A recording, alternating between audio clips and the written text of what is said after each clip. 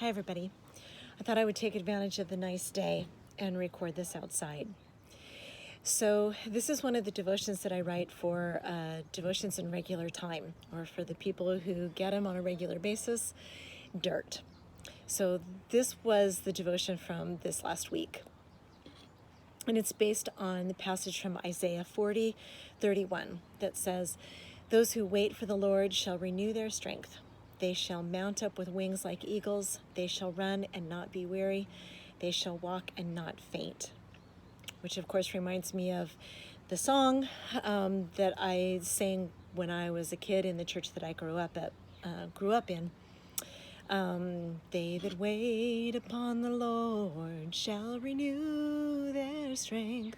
They shall mount up with wings as eagles. They shall run and not be weary. They shall walk and not faint. Teach me, Lord, to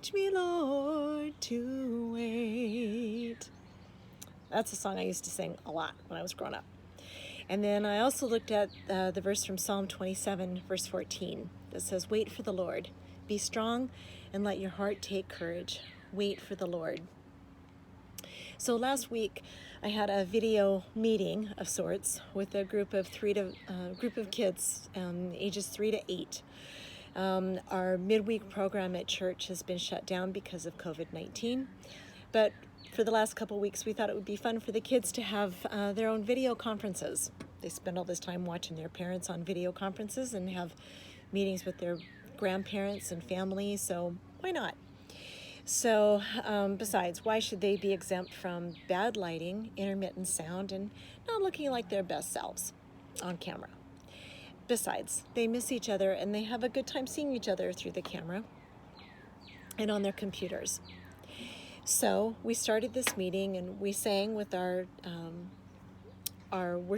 music leader, our music director from church, Paul Sanner. We sang, and then I told him the story about Peter's sermon during Pentecost. Well, I also included some stick figure drawings because I am not particularly artistically inclined, but I can draw a stick figure like nobody's business. So I drew a couple of different pictures with stick figures to help explain the story. We were maybe 2 or 3 minutes into the story, not sure, and one of the kids said, "Is it almost over?" I had to laugh. I mean, the honesty of young kids is always mortifying for their parents, but pretty much anybody else that hears kids say things that bluntly and that honestly has to laugh. So I heard the question, laughed, and responded, "Yes, we're almost done." It's important to know the tolerance level of your audience. Most of us are not particularly good at waiting. So I've been thinking in terms of what's going on in the world. There are a lot of people asking, is this almost over when it comes to sheltering in place, fear of an easily transmitted virus that can be lethal, businesses being closed and parks and beaches being closed, and life being placed on hold in so many ways? We all just want this to be over. The Hebrews in the desert must have asked a similar question to Moses. They wandered in the desert for 40 years. Are we there yet?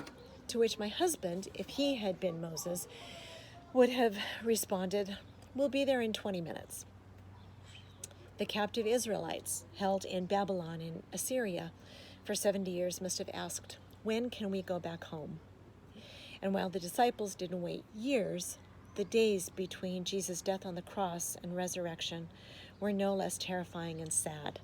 They must have asked, "When will this nightmare be over?" And of course, it's been about 2,000 years since Jesus ascended into heaven. During that time, there have been famines, plagues, and wars. More famines, more plagues, and more wars. And through it all, people have asked, is this almost over? Are you coming back? We are people who are constantly waiting for something. So, since that's the case, we should try to figure out how to make the most of our waiting time. Isaiah 40:31 is a source of encouragement while we wait. Just look at what happens when we do. When we wait on the Lord, the verse says, we shall renew our strength. We shall mount up with wings like eagles. We shall run and not be weary, and we shall walk and not faint. The word is shall, not maybe or perhaps or I'll think about it. The word is shall. This is what happens when we wait for the Lord. So the question is, how do we wait? Like the Hebrews, do we whine and complain while we wait? Like the Israelites in captivity, do we turn away from God while we are waiting or pine for the old days? Like the disciples, do we wait in fear of what's to come? I suggest we wait actively. Use the time to use the gifts God has given us for His glory. Wait patiently. God is God and we are not. So we have to trust in His plan, especially when we have no idea what He's doing. And wait with anticipation. Take strength in knowing that God's plan is ultimately for good. So we should look forward to what He's going to do. Over the course of the last month or two, I bet we've all asked, is this almost over? The answer is probably not. But we are at the beginning of something new, and God is preparing us for what is to come. So be strong and take courage, because God shall renew your strength. He promised He will.